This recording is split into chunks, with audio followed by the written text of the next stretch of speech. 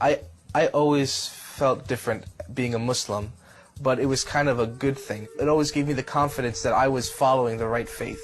I always believed that Allah was God, but growing up in high school, I wanted to have fun like I saw everybody else having fun. And it's like, what's fun about not smoking pot? What's fun about not drinking? What's fun about not partying? It's like what everybody does to have fun, and people, it's fun. So I wanted to do that. And later on, when I become a parent and I'm raising children, then I'll be a good Muslim.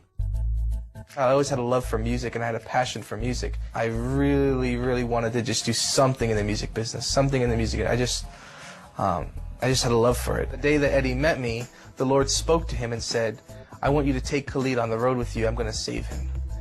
And it's kind of funny because it was right after 9/11 had happened, and Eddie was not trying to take no Muslim into his, to his ministry.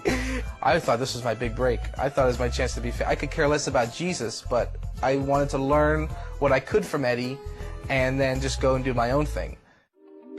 First place we went to was Nashville, Tennessee. My friend David got bitten on his hand by a bug or an insect or something, and his hand starts swelling up, and I was thinking maybe we need to get some type of cream or go to a doctor or something. It didn't look like it was getting any better. The mother of the house we're staying with came up to David and said, you know, I'm going to pray for you. I want to believe that God will heal your hand, that Jesus is going to heal your hand. And I thought, this lady has got to be out of her mind.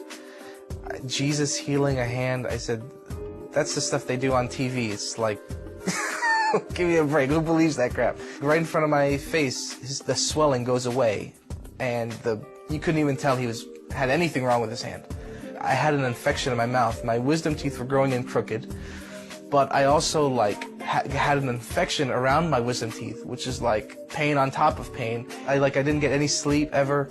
It had been going on for like a good 2 weeks of just nonstop pain. So I walked up to her, I said, can you do for my mouth what I saw you do for his hand? And when she started praying for me, it was like gone. I knew it was gone. I just needed a minute to come to grips with what just happened. I remember sitting in the chair after she prayed for me. I sat down, I go, oh my God, my whole life is going to change. Of course, everybody says, you know, do you feel any pain? Are you healed? I said, I've been having medicine all day long.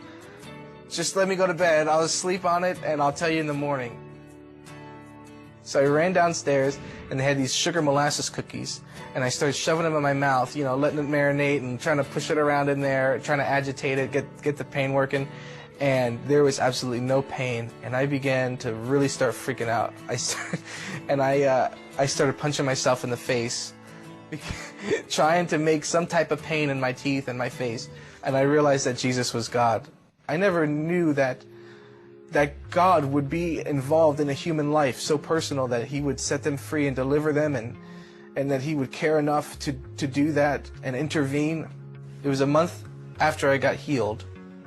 We went to this conference in Alabama, and it was the first time I heard the voice of the Lord, and the Lord spoke to me and said, if you want to know if this is real, get up and see for yourself.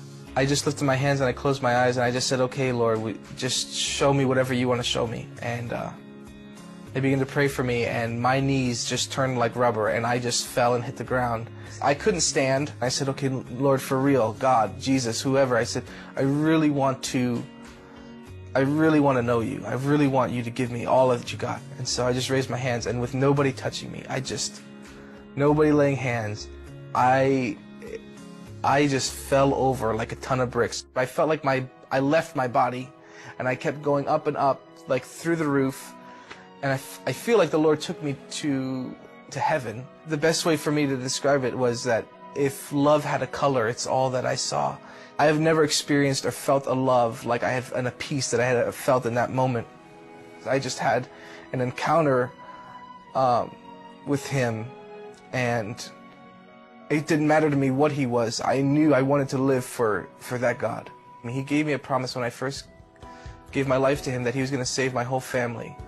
He's going to start with my sister, my mother, and then my father. So since then, my sister has come to the Lord, and a couple years after that encounter, my mother came to Christ, and so now they're both serving the Lord, and we're just believing the Lord to fulfill what he said he was going to do, and go ahead and save my dad. I'm just so happy that I found Christ, and that I have a heavenly Father who even today, if to be honest, I'm not good enough, but I have a Heavenly Father who loves me even in my weakness. And that makes me good enough.